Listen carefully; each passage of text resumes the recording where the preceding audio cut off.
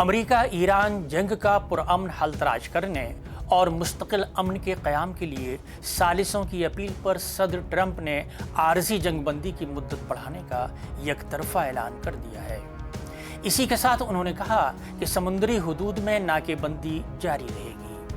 انہوں نے آج بدھ کے روز سوشل میڈیا پر لکھا، ایران کو معاشی تباہی کا سامنا ہے، اس کے پاس پیسہ ختم ہو رہا ہے، اس لیے وہ آبنائے ہرمز کو فوری طور پر کھولنا چاہتا ہے۔ انہوں نے دعویٰ کیا کہ ناکے بندی سے ایران کو روزانہ تقریباً $500 ملین کا نقصان ہو رہا ہے۔ اسی کے ساتھ اقوام متحدہ میں ایران کے مستقل نمائندے عامر سعید ایروانی نے کہا کہ امریکہ کے ساتھ بات چیت ناکے بندی ہٹنے کے بعد ہی ہو سکتی ہے۔ ٹرمپ نے کہا کہ ایران کے ساتھ جنگ بندی کے ثالثوں کی اپیل پر توسیع کی جا رہی ہے۔ انہوں نے یہ نہیں بتایا کہ یہ توسیع کتنے دنوں کے لیے ہے۔ ٹرمپ نے کہا کہ اس اپیل پر توجہ دیتے ہوئے انہوں نے امریکی فوج کو فی الحال حملہ کرنے سے روکنے کا حکم دیا ہے، تاہم فوج کو پوری طرح تیار رہنے کو بھی کہا گیا ہے۔ اس دوران ناکے بندی ایران پر دباؤ برقرار رکھنے کے لیے جاری رہے گی۔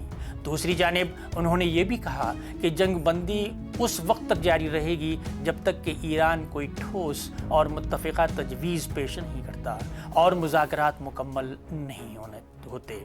ان کا نتیجہ کچھ بھی ہو، ایک اور قابل ذکر اطلاع یہ ہے کہ برطانیہ اور فرانس میں آبنائے ہرمز کو دوبارہ کھولنے کے لیے 30 ممالک کا اجلاس بلائے جانے کا فیصلہ کیا ہے۔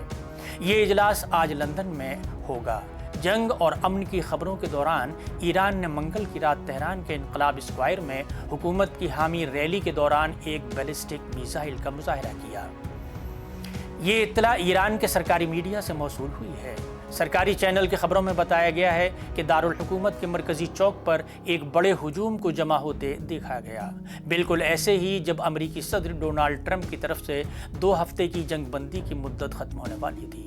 تصاویر میں لوگوں کو ایران کے خرم شہر 4 درمیانے فاصلے تک مار کرنے والی بیلسٹک میزائل کے قریب جھنڈا لہراتے ہوئے دکھایا گیا ہے۔